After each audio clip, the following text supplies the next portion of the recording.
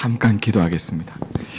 사랑하는 하나님, 감사합니다. 이곳에 있어 주셔서 참 감사하고, 우리와 함께 해주셔서 너무 감사하고, 또 좋은 날씨 주셔서 또 감사하고, 예배 드릴 수 있는 곳이 있어서 참 감사합니다.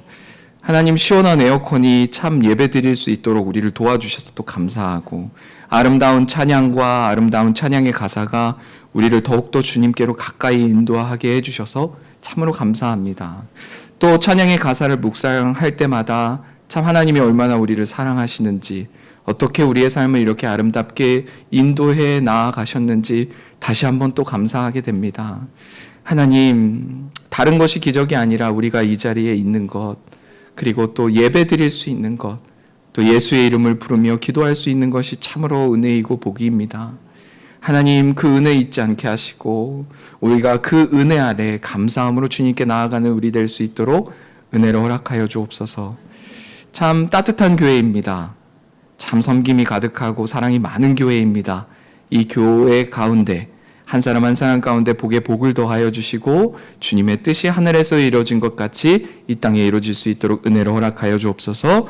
우리 주 예수 그리스도의 이름으로 기도드렸습니다. 아멘. 권선희 전사님이 소개를 너무 잘해 주셨어요. 참 너무 감사한 게, 이 교회에 오면서 제가 오늘 권선희 전사한테 이런 얘기했어요. 한 10년 다닌 교회 같아요. 너무 따뜻하고, 저도 이제 선교사니까 여러 교회를 방문하게 되거든요. 그러면 어느 교회 가면 정말 죄송하지만 불편한 교회들이 있어요. 그러니까 막 친해요. 사람들끼리 또 친하고, 그리고 막 행복하게 지내지만 거기에서의 저의 느낌은 낯선 이방인 같은 느낌이었어요. 그러면 제가 무슨 생각이 드냐면, 참 새로운 사람들이 오기가 쉽지 않은 교회겠다. 근데 이분들은 모르겠다. 근데 이 교회는요, 딱 왔을 때 느낌이 너무 좋아요. 그냥 여기 와서 앉아 있을 때도 낯서거나 불편한 게 아니라, 야, 참 가족 같다?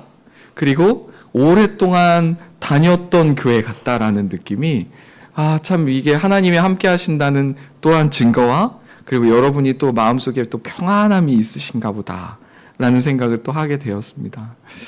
권선희 전사님과 오랫동안 시간을 쭉 지내다 보면서 권선희 전사님의 성장도 바라보게 되고, 그리고 저 자신의 성장도 바라보게 되고, 이 주변 사람들의 성장도 바라보게 되고, 주님이 왜 우리를 만나게 하셨는가도 깨닫게 되고, 그리고 각자 선교지, 사명지에서도 하나님의 인도하심을 바라보게 되면서 참 동역자가 있다는 것이 참 행복하다.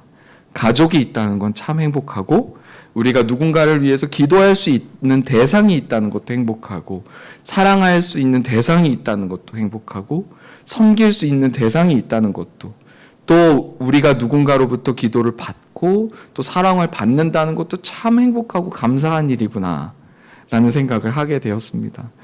제가 지금 이 자리에 있는 게 저는 좀 꿈꾸는 것 같거든요. 며칠 전만 해도 지구 반대편의 조지아라는 나라에 있다가, 어떻게 내가 저기 앉아 있으면서 내가 어떻게 이 자리에 있을까, 알지도 못하는 교회에 처음 본 이런 예배당에 앉아서 주님의 이름을 찬양하고 예배하고, 한 번도 만나보지도 못하고 예배를 같이 드리거나 대화하지도 못한 사람들과 함께 이렇게 같이 예배 드릴 수 있는 것이 어떻게 이렇게 가능할까, 이렇게 생각을 하다 보니까, 그래, 우리 중심에 예수님이 있지. 그래, 예수님을 믿는 사람들은 그 중심을 예수님으로 하고 하나님을 만나게도 하시는구나. 그리고 어떤 하나님의 일들을 같이 하게도 하시고, 기도하게도 하시고, 꿈꾸게도 하셔서 하나님의 나라를 이끄시는구나. 참 감사하다. 이 교회가 있어서 참 감사하다. 어느 교회를 가도 참 이곳에 십자가가 있어서 감사하다. 이런 마음이 이제 들었습니다. 오늘 제가 말씀을 나누기 전에 잠깐 제가 영상을 준비했는데, 이 7년 동안의 선교를 쭉 한 번에 다 30분 안에 이야기하기가 너무 어려워서 영상을 짧게 한번 같이 보시고, 그리고 말씀을 함께 나누겠습니다.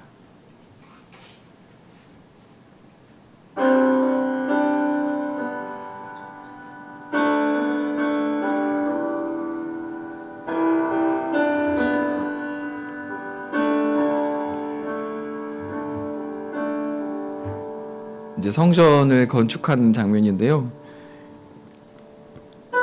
선교를 하면서 제일 먼저 배운 게 삽질이었습니다. 맨날 이렇게 넥타이 매고 정장 입다가 선교사 되니까 벽돌 날르고 시멘트 바르고 페인트 칠하고 전기선 깔고, 근데 너무 감사했어요. 사역을 할 때는요 몰랐어요. 왜 이렇게 담임 목사님이 에어컨 끄라고 하는지도 몰랐고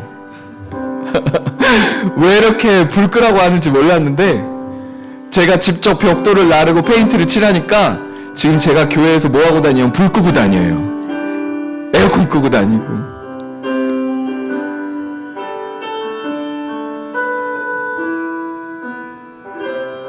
우리가 보낸 헌금이 음식이 되고, 저들에게 빵이 되고, 옷이 되고, 그리고 따뜻한 난로가 되고, 사랑이 됩니다. 그래서 교회는 저희 아이들과 형제와 저희들이 같이 졌어요.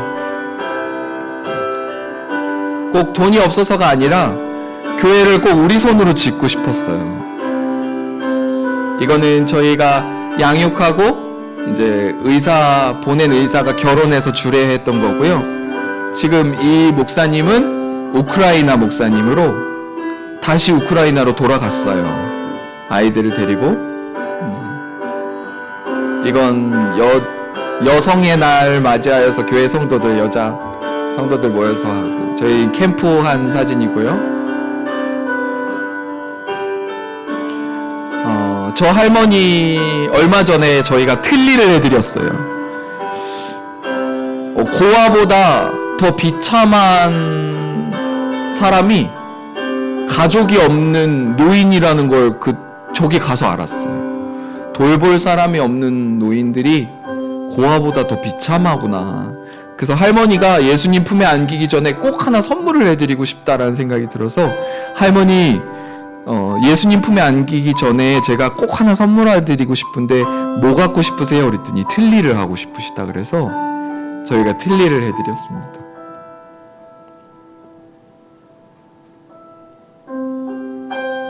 많은 힌두교 친구들이 예수님을 받아들이고 진짜 신이 누구이고 진짜 구원자가 누구인지를 깨달아서 조지아로 올 때는 힌두교로 와서 인도로 의사로 돌아갈 때는 크리스찬이 돼요. 선교사가 되고 의사 선교사가 됩니다. 이 할머니는, 잠깐 마이크 들고 있었던 할머니는 중풍병으로 어느 날 갑자기 쓰러진 거예요. 손 하나 까딱하지 못하고 눈만 깜빡깜빡 거리는 할머니가 이제 전도하다가 만난 거예요. 할머니가 아니에요, 아주머니인데. 그 아주머니를 이렇게 기도하는데 이 아주머니가 일어나서 춤을 출 거야, 하나님이 그런 마음을 주시는 거예요. 근데 제가 믿음이 안 따라가는 거예요. 야, 사람도 되게 많은데 이 할머니 안 일어나면 어떡하지? 근데 진짜 일어나서 간증을 하는 사진이었어요. 그리고 요번에 지금 한 일주일 전에 몇 년 동안 기도했던 우리 형제가 막 세례를 강요할 수는 없잖아요. 근데 요번에 비전트리 왔었던, 여기 특송했던 친구 있죠? 그 친구가 방문을 이렇게 똑똑똑똑 두드리더니, 목사님, 제가 세례를 받고 싶습니다. 그러더라고요. 그래서 너무나 행복하게 이제 3년 동안 기도했던 그 형제 자매에게 이제 세례를 주는 그렇게 뜻깊은 시간들이었습니다. 이제 영상 꺼주셔도 됩니다. 오늘 제가 준비한 말씀은 누가복음 19장 17절에 주인이 이르되 잘하였다 착한 종이여, 내가 지극히 작은 것에 충성하였으니 10고울의 권세를 차지하라 하고, 라는 말씀입니다. 저는요 이 말씀을 읽고서요 제 마음속에 참 풀리지 않았던 굉장한 궁금증과 의문들이 이렇게 깨지고 풀어지는 말씀이었어요. 참 부끄럽지만 선교사가 되고 나서 많은 선교사님들을 만나고, 목사가 되고 나서 많은 목사님들을 만나고, 주의 종이 되고 나서 많은 주의 종들을 만나고, 그리스도인이 되고 나서 많은 그리스도인들을 만나면서 왜 저렇게 살까라는 생각을 참 많이 했어요. 그거 정죄랑 판단이 아니라 내가 예수님을 직접 만나 보니까 그렇게 살 수가 없을 텐데 라는 생각을 하게 됐어요. 근데 이 풀리지 않는 이 궁금증이 누구한테도 얘기할 수가 없는 거예요. 왜냐하면 이게 건강한 마음이 아니었기 때문이에요. 자칫 잘못해서 이 마음을 누군가에게 성숙하지 않은 사람에게 나눴다가는 잘못하면 실족할 수 있기 때문에 이게 늘 풀리지 않는 수수께끼처럼 제 마음속에 이제 막 요동치고 있었던 것이 있었어요. 그런 게 어떤 사람이 어떻게 저 사람이 목사지? 어떻게 저 사람이 선교사지? 어떻게 저 사람이 크리스찬이지라는 수많은 내 마음속에 있는 질문들이 어느 날 선교지에서 이 말씀을 묵는데 와, 이랬었구나라는 거였어요. 근데 여기에서요 어떤 왕이 나와요. 근데 왕이 12절을 보면 어떤 귀인이 왕위를 받아 가지고 오려고 먼 나라로 이제 가는 거예요. 예수님이 다시 하늘나라로 가서 이 땅에 다시 온다라고 하는 것처럼 왕이 이렇게 멀리 가는데 그 종 열을 불러서 은화 10문화를 주며 이르되 내가 올 때까지 장사하라 하니라. 그런데 그 백성이 그를 미워하여. 그러니까 이 문화라는 것이요, 우리나라 돈으로 시대적인 가치를 따지면 정확하게 계산하기 너무 어렵지만 1,100만 원 정도 생각하시면 될 것 같아요. 근데 지금 한 1,100만 원을 이제 막 나눠준 거예요. 사람들이 이렇게 와서 막 나눠준 거죠. 이렇게 받았을 때 사람들이 무슨 생각을 할 것 같아요, 여러분? 참 긍정적인 사람과 부정적인 사람이 여기서 이제 나눠지는 거예요. 여기에서 저희가 말씀을 나눴잖아요. 10꼴의 권세를 차지하라. 그렇다면 이게 무슨 얘기냐면 이렇게 한번 생각해 볼까요? 어마어마한 부자예요, 이 사람이. 그래서 10시티, 영어로는 시티잖아요. 그 시티를 그냥 나눠줘도 아무렇지도 않을 만큼 부자인 거예요. 그러니까 쉽게 얘기해서 너 경기도 10개 가져, 서울 10개 가져, 뭐 수원 10개 가져, 뭐 안양 10개 가져 해도 그 사람의 재정에 전혀 데미지가 입지 않을 만큼의 어마어마한 부자인 거예요. 그러니까 그 왕이 10문화씩 나눠줬대요. 그럼 이걸 받은 그의 종들이 이제 여기서 두 분류로 나누는 거예요. 와, 전지전능하신 하나님이 1,000만 원? 이라고 생각할 수도 있는 거예요. 언제까지야? 이분이 1,000년 뒤에 오실지 2,000년 뒤에 오실지 이거를 똑똑한 사람은 이제 계산하겠죠. 이거 월급으로 따지면 이거 얼마야? 1,000만 원밖에 안 준다고? 이러면 우리 애들 등록금도 안 되겠는데? 3달치 생활비도 안 되겠는데? 이걸 가지고 어떻게 주회의를 하라는 거지? 이 정도 조금, 아니, 저분이 가난하다면 이해해. 근데 전지전능하신 하나님, 전 우주를 다스리시는 하나님이 10문화? 라고 생각할 수도 있고요. 어떤 사람은 내가 아무것도 없었는데 어떠한 왕이 자비를 베풀어서 나에게 10문화를 준 거예요. 아무것도 없는 나를 부르셔서 기회를 주시는 하나님을 만나는 거죠. 그러니까 똑같은 하나님이 똑같이 기회를 주는데 어떤 사람은 그 전능하신 하나님이 나에게 기회를 주신다라고 생각하고 반응하는 사람이 있는 반면에 어떤 사람은 전능하신 하나님이 1,000만 원밖에 안 주시면 그분이 정말 나를 사랑하는 게 맞나? 내 형편은 알고는 계신가? 지금의 이 물가는 알고 계신가? 1,000만 원 가지고 뭘 하지? 월세 3개월, 4개월만 내면 금방 없어질 이 돈을 가지고 무슨 장사를 하라는 거야? 하고 땅속에 묻는 사람도 있겠죠. 그런데 하나님이요, 진짜 하나님의 속마음을 미리 딱 성경에 얘기하는 거예요. 예수님이 다시 오실 때 그 기회를 줬던 사람들을 다시 부르는 거예요. 불러서 열매를 맺은 사람이죠. 그러니까 반응을 아주 건강하게 한 사람인 거예요. 그러니까 부정적으로 하나님의 말씀을 받아들여서 마음속이 베베 꼬인 사람들이 아니라 하나님의 말씀을 있는 그대로 순전하게 받아들여서 내 삶에 열매 맺은 어떠한 사람이 예수님 다시 오셨어요. 제가 이만큼의 열매를 맺었습니다. 라고 딱 예수님께 보여드렸더니 예수님이요, 잘했다 하시면서 뭐라고 그러냐면 서울 10개 가져 이러신 거예요. 그러면 우리 하나님이 우리에게 진짜 주고 싶으셨던 것은 10고울의 권세인 거예요. 근데 이 10고울의 권세를 모두에게 다 주고 싶은데 하나님은 성숙한 사람이 리더가 돼야 된다라는 걸 알고 있는 거예요. 성숙하지 않은 사람이 리더가 되었을 때 그 고울에 있는 모든 사람이 고통을 받는다는 걸 하나님이 너무 잘 아세요. 그래서 하나님은 우리 모두에게 10고울의 권세를 주고 싶으시지만 리더가 될 만한, 그리고 그것을 다스리고 컨트롤하고 매니지먼트 할 만한 능력이 있는가를 점검하고 싶으신 거예요.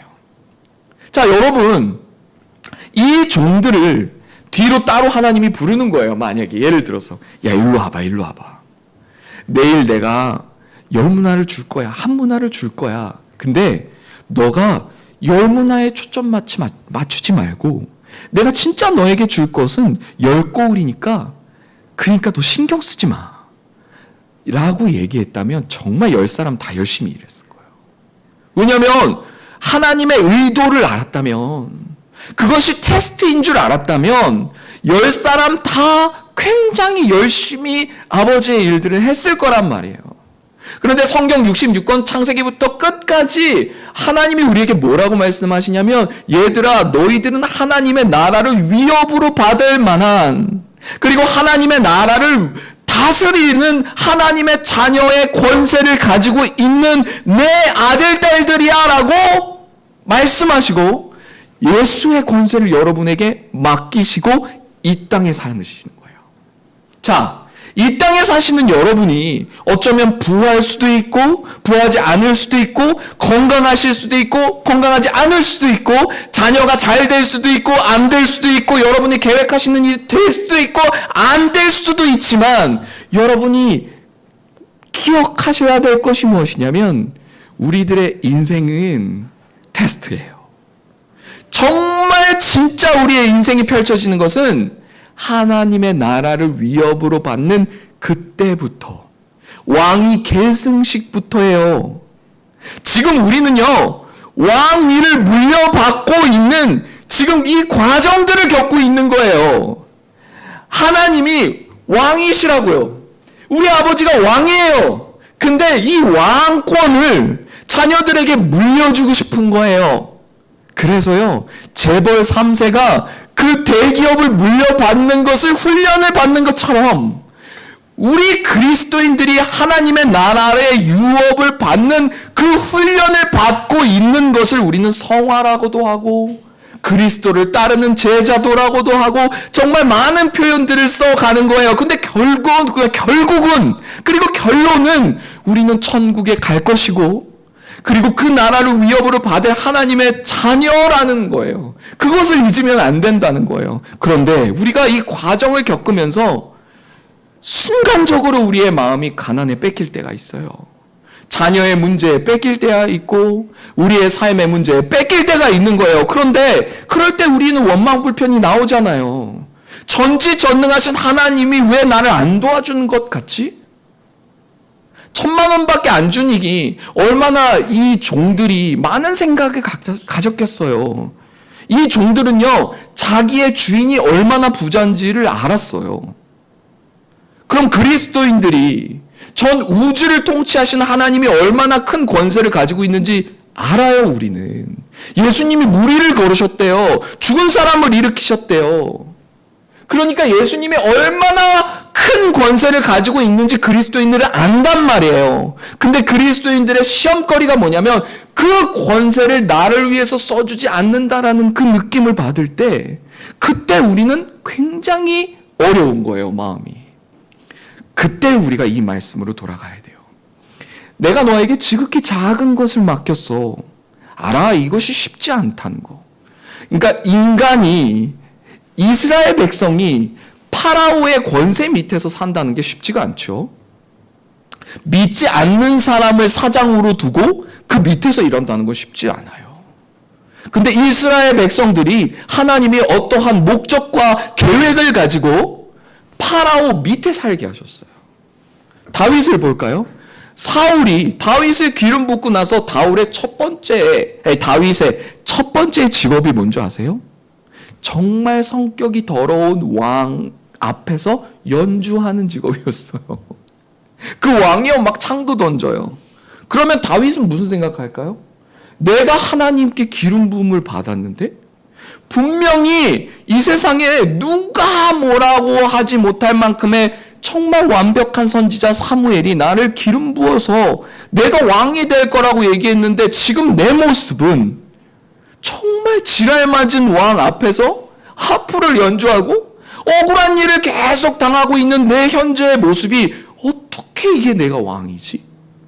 어떻게 하나님이 나를 왕으로 삼아주신다는 수많은 인생의 궁금증들이 우리 그리스도인들 앞에 펼쳐진단 말입니다. 그런데 예수님이 오늘 우리에게 하시고 싶은 말씀은 무엇이냐면 이 모든 것들이 왕위를 물려받는 그리스도인들이 겪어야 할 일들이라는 거예요. 요셉의 삶을 보십시오. 요셉은요, 감옥에 가고요, 노예로 팔려가고요, 수많은 어려움들을 겪어요. 자, 여기서 한 가지 질문입니다.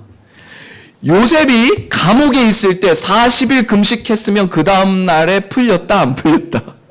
안 풀렸다. 그건 40일 금식을 했냐, 안 했냐의 문제가 아닙니다. 철야 기도를 했냐, 안 했냐의 문제가 아니에요. 얼만큼 헌금을 했냐 안 했냐의 문제가 아닙니다. 하나님의 때의 문제예요. 그런데 우리는요, 하나님의 때의 문제를 우리에게 맞춰서 기도의 문제라고 풀 때가 있어요. 내가 기도를 덜 해서 그래. 그래서 기도를 열심히 하면 할수록 문제가 풀려지는 게 아니라 더 속상하죠. 더 화가 나요. 왜냐하면 더 기도를 많이 했는데도 하나님이 안 들어주시는 것 같으니까요. 그런데 하나님은요, 어떤 성경 구절을 우리에게 주셨냐면 너희가 선을 행하되 낙심치 말지니 때가 이름에 거두리라, 이런 말씀을 하셨어요. 자, 이상하잖아요. 선을 행하는데 왜 우리가 낙심을 할까요? 선을 행하는데 왜 우리가 낙심을 하죠? 우리가요, 하나님은 우리를 너무 잘 아세요. 우리가 선을 행할 때 우리는 계산을 해요. 우리가 이런 선을 행하면 하나님이 이렇게 해주시겠지라는 우리도 모르는 계산을 해요. 대표적인 계산을 한 사람이 누구냐면 아브라함이에요. 하나님이 내가 너에게 저 하늘을 봐봐, 어마어마한 별들이 보이지? 그만큼 너의 자손이 있을 거야. 그러면 아브라함이 그 하나님의 약속을 믿었을까요? 안 믿었을까요? 믿었습니다. 믿었죠. 근데 왜 이스마엘을 낳죠? 믿었는데 왜 인간적인 방법을 쓰죠? 믿었어요. 그것도 하나님이 인정하셨습니다. 그것을 의로 여기시고 하셨으니까 믿었다는 것도 하나님이 인정한 거예요. 근데 문제는 믿었는데 100살 전에는 주시겠지라고 생각했던 거예요. 이게 사람을 미치게 만드는 겁니다. 여러분이 헌신을 하고요, 성가대를 하고 찬양팀을 하고 기도팀을 하고 중보팀을 하고 선교를 하고 무슨 하나님의 일을 하시던지 그 선을 행할 때 여러분의 마음속에 한 5년을 열심히 헌신하면 하나님이 풀어주시겠지라는 계산이 들어가면 5년 동안은 정말 열심히 잘 하다가 그 5년이 딱 되는 순간부터 여러분은 너무 힘들어져요. 너무 하나님이 야속해지고 너무 하나님이 미워지고 안 하고 싶어진단 말이에요. 근데 하나님이 그러셨냐? 아니요. 우리 스스로가 만들어 놓은 선이에요. 우리 스스로가 만들어진 그 경계선에 우리가 잘 버티다가 거기까지 땅 가면 무너지는 게 우리인데 우리는 원망을 하나님께 하는 거예요. 제가 이 말씀을 이렇게 묵상하면서 참 정말 무서운 건 인간의 생각이다. 참 인간의 계산. 와, 이게 참 안 무너진다. 제가 부끄러운 고백을 하나 할게요. 제가 처음에 조지아라는 땅에 가서요, 산 꼭대기로 올라갔어요. 거기서 난민들을 섬겼습니다. 미국 선교사가 저를 찾아왔어요. 선교사님, 거기로 가지 마세요. 제가 7년 동안 정말 열심히 거기서 선교했는데요, 5명 모였어요. 그래서 전 포기하고 갑니다. 그러는 거예요. 겁났어요. 와, 저 미국 선교사가 열심히 7년 동안 했는데 5명 모였으면 난 우리 팀원들을 다 이끌고 전 재산 다 털어서 저기 교회 개척하고 저쪽으로 가는 건데 어떻게 되는 거지? 그래서 모르겠다. 일단은 우리 팀원들한테 상처받지 않게 얘기하자. 그래서 팀원들을 모아놓고요, 이렇게 얘기했어요. 얘들아, 잘 들어. 미국 선교사님이 열심히 헌신했는데 5명 모였대. 그럼 우리가 열심히 전도해서 3명 모이면 우린 성공한 거야. 이거는 누구를 위한 얘기냐면 저를 위한 얘기였어요. 상처받을까봐. 우리 팀원들이 상처받을까봐. 열심히 전도해서 3명만 와도 얘들아, 우린 성공이야. 근데 첫날 온 숫자가 150명이었어요. 물듯이 오는 거예요. 근데 제가 부끄러운 얘기라 그랬죠. 그 아이들을 섬기고 먹이고 입히는데 참 재밌어요. 한국에서 목회를 하고 한국에서 사역을 할 때는요, 아이들이 부흥을 하고 교회가 부흥을 할 때는요, 되게 행복했어요. 근데 선교지에서 교회가 부흥을 하니까요, 제가 무슨 생각이 드는 줄 아세요? 새 신자가 문을 끽 하고 여는데 심장이 쿡쿡쿡쿡쿡쿡. 왠지 아세요? 쟤네들은 또 어떻게 먹이지? 쟤들은 또 어떻게 입히지? 내가 가지고 있는 재정은 한계인데 쟤들을 어떻게 먹이고 입히지? 라는 생각이 드는 거예요. 주님이 저를 찾아와서 물으셨어요. 얘야, 너 한국에서 내가 새신자 보낼 땐 넌 좋아하더니 왜 선교지에서는 새신자를 보내는데 너 무서워하니? 가만히 생각해 봤어요. 뭐가 다를까? 뭐가 다르지? 한국에서의 새신자는 내 힘이었고 선교지에서의 새신자는 내 헌신이어야 되는 거예요. 수고여야 되는 거예요. 내 희생이어야 되는 거예요. 한국에서의 새신자는 제 칭찬이었어요. 목사님, 전사님, 참 수고하십니다. 잘하십니다. 내 힘이었고 능력이었고 내 보람이었어요. 그런데 그만큼 내가 영적인 책임감이 있었을까? 그건 아니었던 것 같아요. 그 아이를 맞아 가면서 참 선교지로 불러주신 하나님께 너무 감사했어요. 내가 사꾼이 될 뻔했구나. 교회는 성장하고 사람들이 모이고 정말 사람들이 보기에 좋은 교회를 만들었을지는 모르겠지만 주님 보시기에 사꾼이었을 수도 있겠다. 열심히 그 아이들과 같이 이렇게 저렇게 부딪히고 싸우고 울고 웃으면서요, 1년이 지나고 2년이 지났어요. 근데 또 다른 부끄러운 제 마음이 하나 들더라고요. 제 아내에게도 고백하지 못했던 부끄러운 마음이었어요. 그것이 뭐였냐면, 하나님이 나를 여기에 계속 두시면 어떡하지? 지금 이게 선교사의 입에서 나오는 거예요. 사역이 잘 돼요. 그리고 사람들도 인정해줘요. 그리고 교회가 조금씩 탄탄해지고 예배가 세워져요. 그런데요, 선교사의 마음에 뭐가 들어왔냐면, 하나님이 나를 여기다가 계속 두시면 어떡하지? 너무너무 창피해서 제가 아내한테 얘기도 못했어요. 사역이 다 끝나면요, 저기 하늘에 이 공기가 너무 맑으니까 밤하늘에 별들이 막 반짝반짝반짝해요. 그 들판에 가서 제가 하나님께 소리쳤어요. 하나님, 나 너무 무서워요.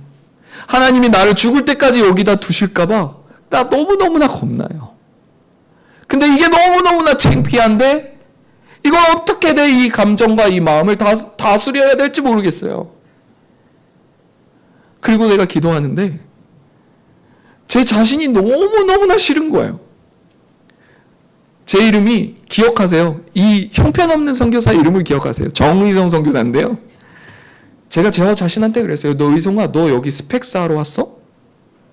너 무슨 고등학교 애들이 봉사활동 100시간 했습니다라고 대학교에 원서 쓸 때 그렇게 너 도장 받으려고 너 이 난민들 섬기는 거야? 너 이 다음에 어떤 목회할 때 나는 이러이러한 때 몇 년부터 몇 년까지 난민들을 이렇게 섬겼습니다라는 그 이력서에 그렇게 나는 좋은 목사입니다. 너 이 얘기 하려고 너 지금 여기 있는 거야? 너 왜 그러는 거야 도대체? 근데 깨지지가 않아요. 미치겠는 거예요.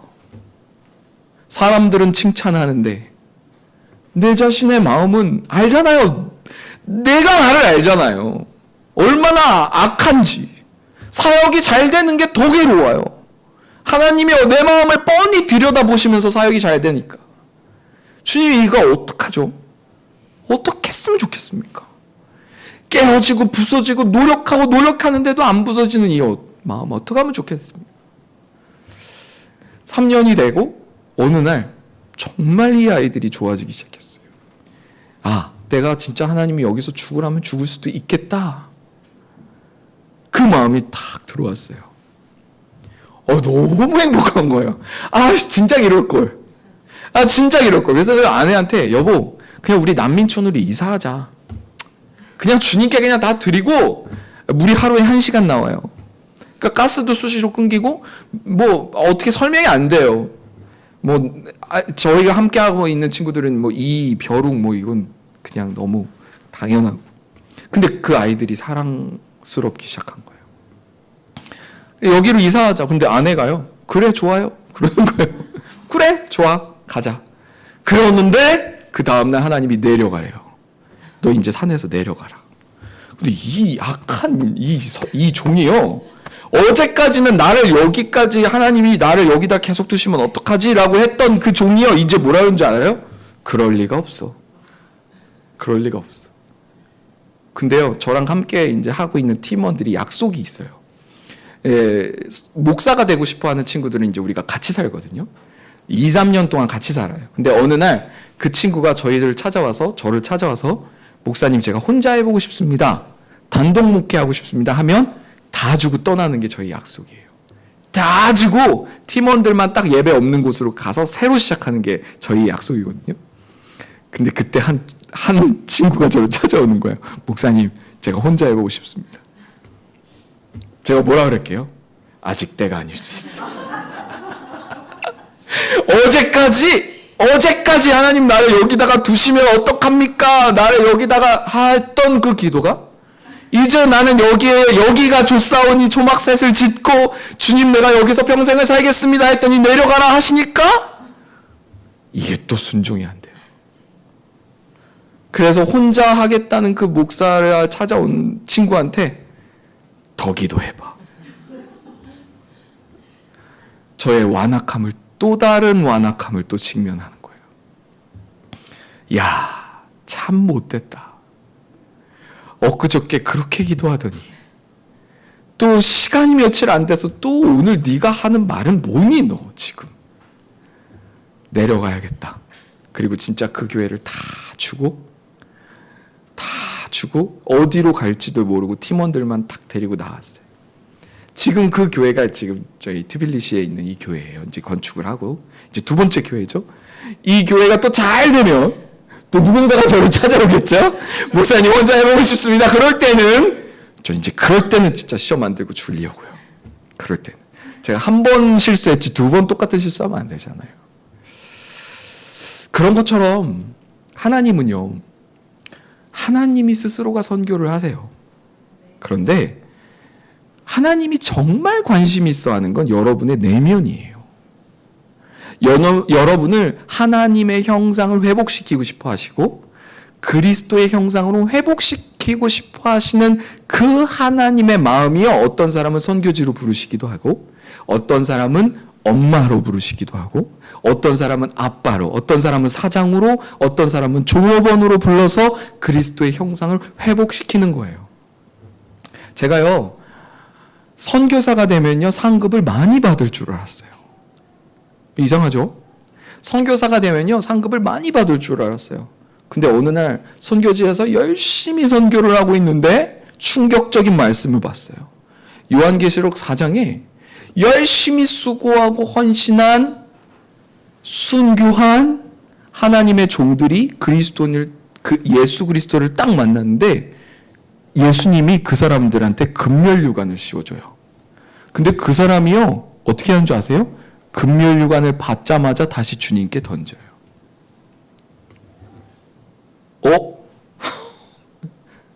하나님이 나에게 상급을 주시는데 그 상급을 다시 주님께 던지는 곳이 천국이구나.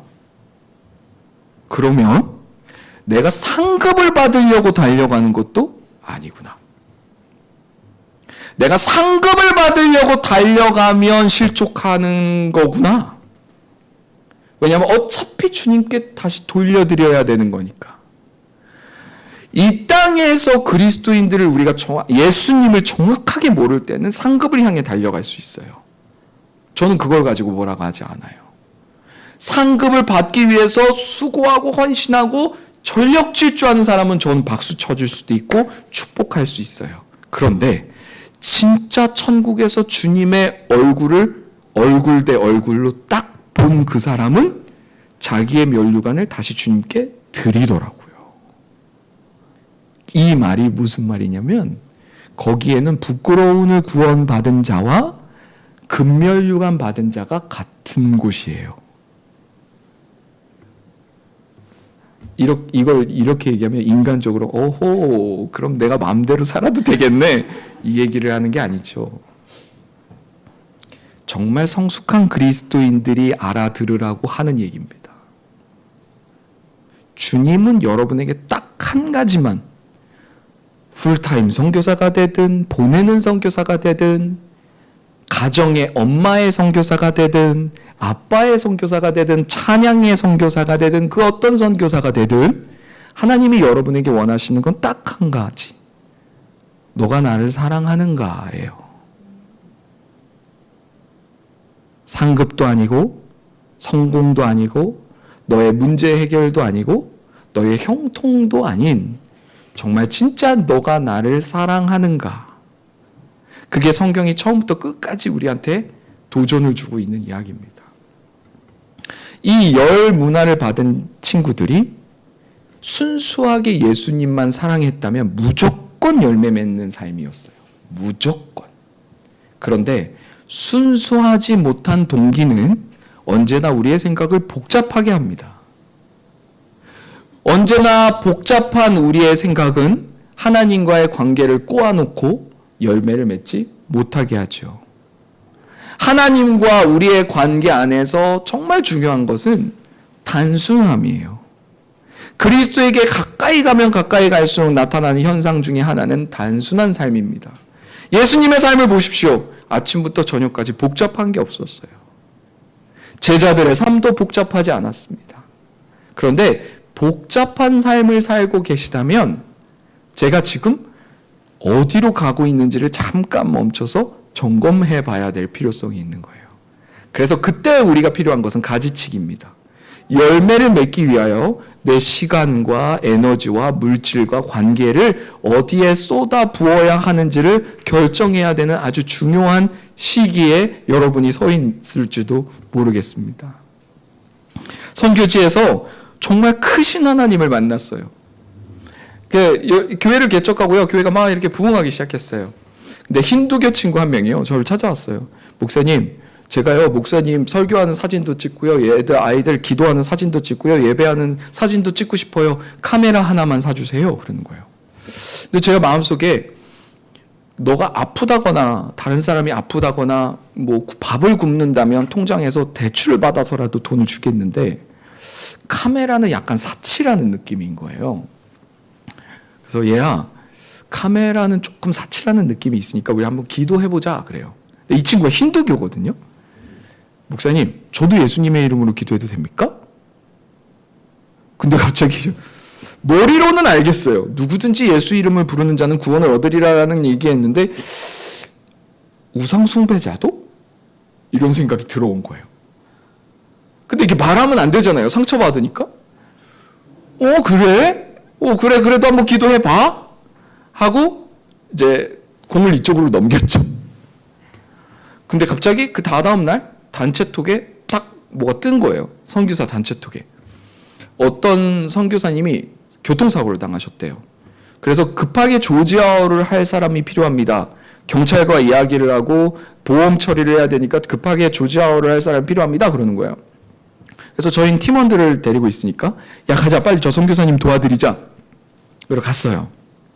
보험 처리도 해드리고 그리고 이제 사고 처리도 다 해드리고 병원에 다 모셔드렸어요. 근데 이 선교사님이 이제 연세가 많으셔서 나는 이만 이제 은퇴해야 될 것 같아 그러시는 거예요. 근데 젊은 목사니까 내가 했던 사역들의 그 헌금을 받았던 물품들이니까 선교지에서 갈 때 가져갈 순 없고 헌금을 하고 싶네 이러는 거예요. 아 그러세요 선교사님 그러면은 여기서 어떤 사역을 하셨습니까? 그랬더니 이 선교사님 뭐라는 줄 아세요? 사진관. 그래서 이 힌두교 친구를 데리고 카메라가 한 대가 아니라 카메라, 캠코더, 조명, 렌즈 막 차에다 심어 담으면서 제가 이 친구를 본 거예요. 하나님이 내가 알고 있는 하나님은 참 좁구나. 그러니까 사도 바울이 헬라인에게 막 복음을 전할 때 예루살렘 공동체에 난리가 난 거죠. 야, 왜 개돼지 같은 저런 우상숭배자들한테 거룩하신 예수의 이름을 전해? 저들에게 복음이 전해지는 게 맞을까 안 맞을까 막 논쟁이 일어날 때 바울이 한 얘기가 있어요. 저들에게도 같은 성령이 임했고 같은 기도응답이 임했다. 저들도 하나님이 저들을 사랑하신다라는 사인을 저들이 받았다. 근데 그 사인이 저한테 쿵 온 거예요. 하나님이 저를 깨트리고 싶었는데 어떤 것을 깨트리고 싶었냐면 제 마음속에 있는 경계선. 저들은 우상숭배자야. 한 교회 안에 있는데도 불구하고 저 사람은 믿음이 좋은 사람이야. 저 사람은 믿음이 약한 사람이야. 저 사람은 믿음이 좋지만 이런 사람이고 저 사람은 믿음이 없어서 이런 사람이야 라는 내 마음속에 있는 판단과 정죄 그 경계선들을 성령께서 저를 찾아오셔서 깨트리시는데 어떻게 깨트리시냐면 그 사람에게 복을 주시면서 깨트리시는 거예요. 너가 미워하는 저 사람 사랑해. 어쩌면 너가 판단하고 있는 저 사람과 나는 함께 있어. 선교지에서 너무 행복한 것은 하나님을 더 깊이 가까이 인도함을 받는 것을 느낄 수 있어요. 아, 그렇구나. 내가 해야 할 일은 사랑하는 것이지 판단하고 정죄하는 게 아니구나. 예수님이 나에게 명령하신 것은 내 이웃을 사랑하라 하셨지 내 이웃을 판단하라 하신 적이 없구나. 근데 왜 나는 이게 똑똑한 거라고 생각했지? 저 사람을 변화시키는 건 주님이 하시는 일이고 내가 하는 것은 사랑하는 일이고 섬기는 일인 거구나. 근데 내가 선을 넘었다는 것조차도 몰랐구나. 이야, 알려주셔서 너무 감사합니다. 그러면서 사역의 방향이 확 바뀌었어요. 우리는 사랑하고 주님은 변화시킨다. 나는 섬기고 하나님은 일하신다. 자, 여기서 하나님과 우리가 할 일을 아주 심플하게 나눠지는 거예요. 우리가 해야 할 일이 뭐냐면 복음을 전하는 일이고 전도죠.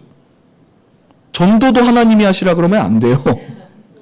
기도는 누가 하는 거죠? 이것도 헷갈리시면 안 돼요. 기도는 우리가 하는 거예요. 응답은 주님이 하시는 거죠. 근데 이게 사탄은요, 참 희한한 게 똑같은 말씀을 가지고 꽈놓거든요. 똑같은 말씀을 가지고 꽈놔요.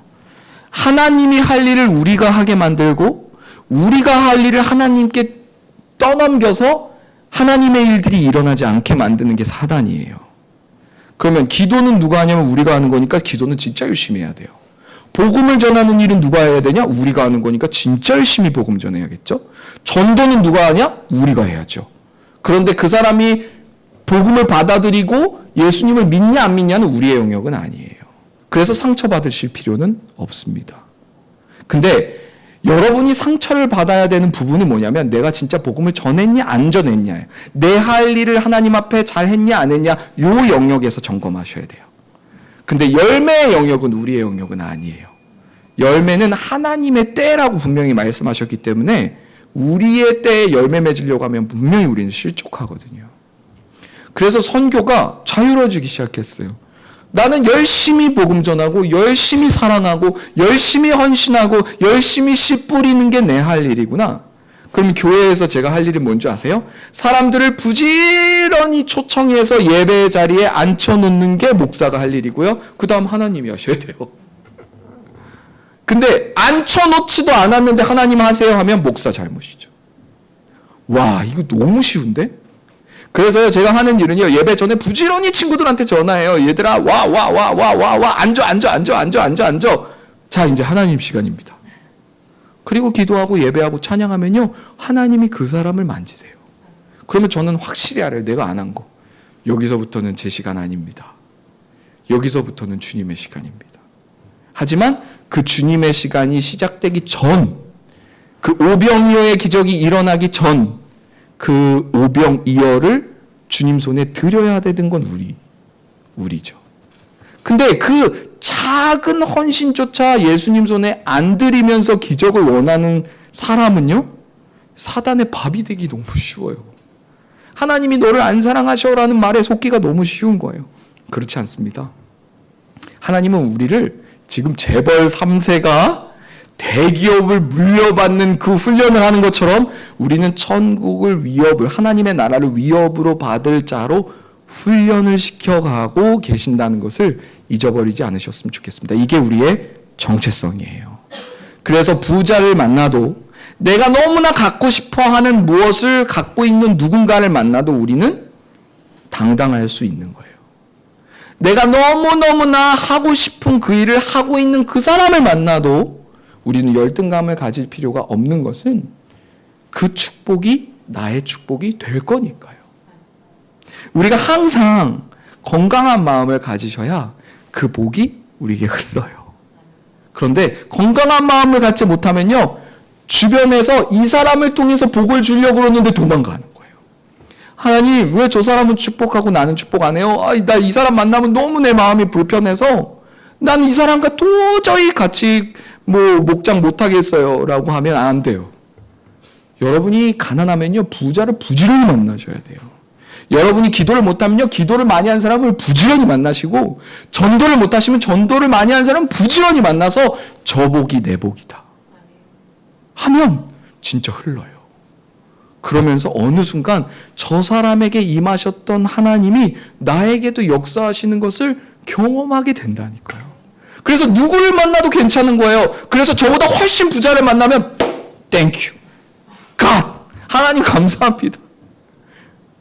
저 하나님이 나의 하나님, 엘리야의 하나님이 나의 하나님, 모세의 하나님이 나의 하나님, 마리아의 하나님이 나의 하나님. 지금 여러분 앞에 서 있는 그 하나님이 여러분의 하나님이에요. 여러분이 지금 눈에 안 보이시니까 여러분이 보내시는 그 헌금과 기도가 어떻게 열매 맺는지 눈에 안 보여서 모르는 거죠. 선교지에서는 어마어마한 일들이 일어나고 있어요. 우크라이나 땅에서는 정말 많은 사람들이 주께로 돌아오고 있고, 건강한 교회가 세워지고 있고, 다시 무너져서 성전을 재건축하고 그 성벽을 재건축하는 일들이 지금 막 일어나고 있어요. 너무 흉흉한 소식에 여러분의 마음을 뺏길 필요가 없어요. 하나님은 그 안에 깊숙이 그들의 내면 가운데 일하고 계시고 회복하고 계십니다. 제가 증거예요. 제가 그 소식을 지금 가져온 거예요. 저는 그곳으로 다시 갑니다. 그럼 여러분이 이 땅에서 계속해서 옥합을 깨트리시면 돼요. 여러분, 이 옥합이요, 뭐라고 생각하십니까? 옥합. 하나님이 여러분의 돈에 관심 있을까요? 아니요. 여러분의 가장 귀한 옥합은 여러분의 생각입니다. 내 생각 깨트리기가 제일 어려워요. 내 생각. 여러분, 헌금 보내긴 쉬워요. 근데 내 생각 깨트리는 게 정말 어려운데, 그 내 생각이 하나님 앞에 깨어질 때 주님은 그걸 옥합이라고 말씀하세요. 너무너무 고맙다 딸아. 너무너무나 고맙다 아들아. 선교지에서 열심히 선교하다가요. 어느 날 제가 소식을 들은 적이 있었어요. 저희 홀어머니인데요. 저희 어머니가 기초생활수급자거든요. 전 외동아들이에요. 저희 어머니가 쓰러지셨대요. 그리고 손가락이 완전히 복합골절이 일어나서 의사가 평생 장애로 살 겁니다. 이렇게 얘기했대요. 수술비가 500만 원이래요. 저희 어머니가 저한테 이야기를 하면 아들이 선교지에서 돌아올까봐 얘기를 안 하시고 500만 원이라는 수술비도 없어서 그냥 장애로 살기로 결정하셔서 집에서 그냥 있으셨어요. 근데 우연찮게 저희 딸은 이모님이 집에 놀러 오셨는데 붕대를 감고 있는 저희 어머니를 보신 거예요. 근데 제가 알고 있는 줄 알고 저한테 전화한 거예요. 의성아 걱정하지 마. 엄마는 내가 잘 돌볼게. 이게 무슨 얘기지? 선교지에서 그 얘기를 딱 듣는데 너무 화가 난 거예요. 하나님을 원망하기 시작했어요. 하나님, 제가 부자 되게 해달라 했습니까? 제가 유명한 목사 되게 해달라 했습니까? 제가 성공하게 해달라 했습니까? 최소한 저희 어머니의 건강은 지켜주셔야 되지 않겠습니까? 3일 밤낮으로 먹지 않고 자지 않고 기도하며 원망하고 불평했어요. 3일째 되던 날이었어요. 주께서 저를 찾아오셨어요. 딱 하나 질문하셨어요. 너는 왜 나를 원망하니? 그 말이 더 화가 났어요. 당연히 하나님을 원망하죠. 하나님이 전지전능하시니까요. 전지전능하시는데 우리 어머니를 안 지켜주시지 않았습니까? 기도실에서 소리쳤어요. 근데 하나님이 저에게 그렇게 말씀하셨어요. 얘야, 성경에선 이 땅에 하나님만 있다고 적혀 있지 않다. 너의 어머니가 쓰러져서 장애가 됐다면 내가 했겠니? 사탄이 했겠니? 너무 충격이었어요. 근데 나는 왜 하나님을 미워하고 있지? 내가 진짜 미워해야 할 대상은 사탄인데 왜 나는 3일 밤낮으로 나의 하나님을 원망하고 있을까? 제가 그 자리에서 일어나서 샤워를 깨끗이 하고 머리를 빗고 은행에 갔어요. 통장에 있는 돈을 다 빼서 아는 선교사님한테 다 헌금을 하고 아는 교회한테 다 헌금을 하고 하늘을 향해 소리쳤어요. 야, 이 새끼야! 난 죽도록 선교할 거야. 너 사람 잘못 건드렸어. 너가 이러면 내가 선교 안 할 줄 알았지. 너가 이러면 내가 하나님 원망하고 내가 교회 떠나고 하나님 떠날 줄 알았지. 넌 사람 잘못 건드렸어. 난 죽을 때까지 선교할 거야. 넌 사람 오늘 잘못 건드렸어. 제가 그렇게 선교지에서 소리친 적이 있었어요. 여러분, 사탄이 여러분을 봤을 때 쟤 건드리지 마 또라이야 라는 소리를 들어야 돼요.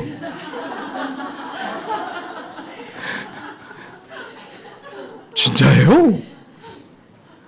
적당히 예수 믿으면요 계속 깔짝깔짝대요.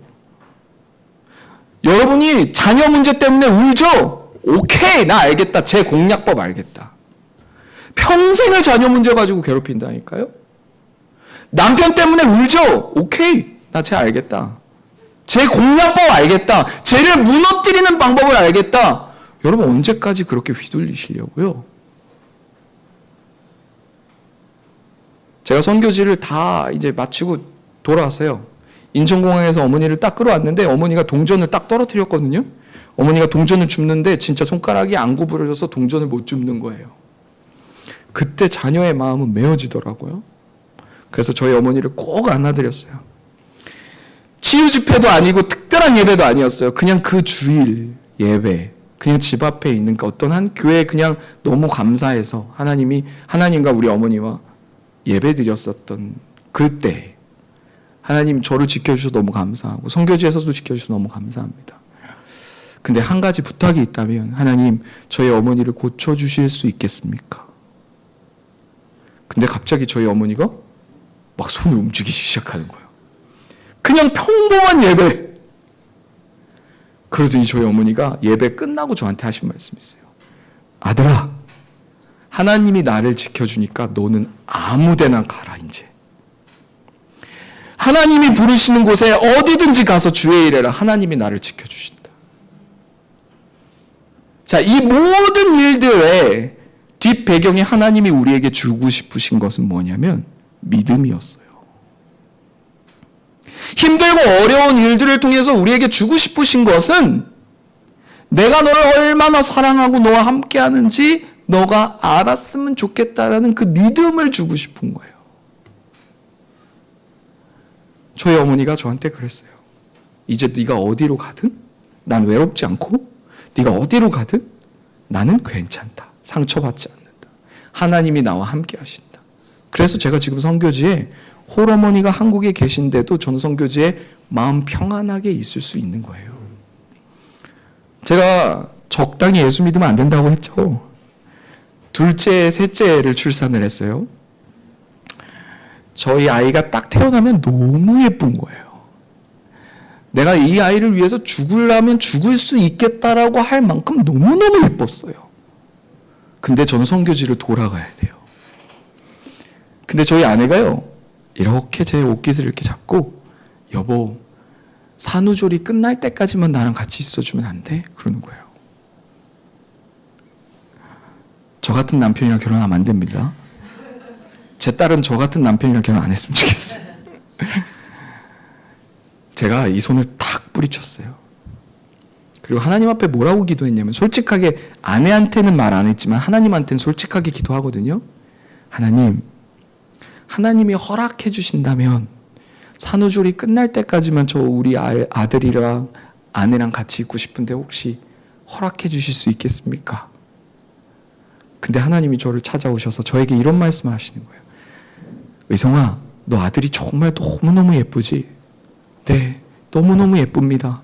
내가 너의 생명과 저 생명을 바꿀래라고 하면 단 1초도 망설이지 않고 네, 바꿀 수 있습니다라고 얘기할 수 있겠습니다. 하나님, 저 아이가 너무너무 예쁩니다. 근데 하나님이 두 번째 저한테 그러셨어요. 그 아이를 준 사람이 나라는 걸 잊지 마라. 그 자리에서 제가 일어나서 선교지로 갔어요. 아내, 저 사랑합니다. 가족, 사랑합니다. 자녀, 사랑합니다. 근데 내 목숨과 맞바꿀 만큼 사랑하는 내 아내와 자녀를 주신 하나님도 있지 않습니다.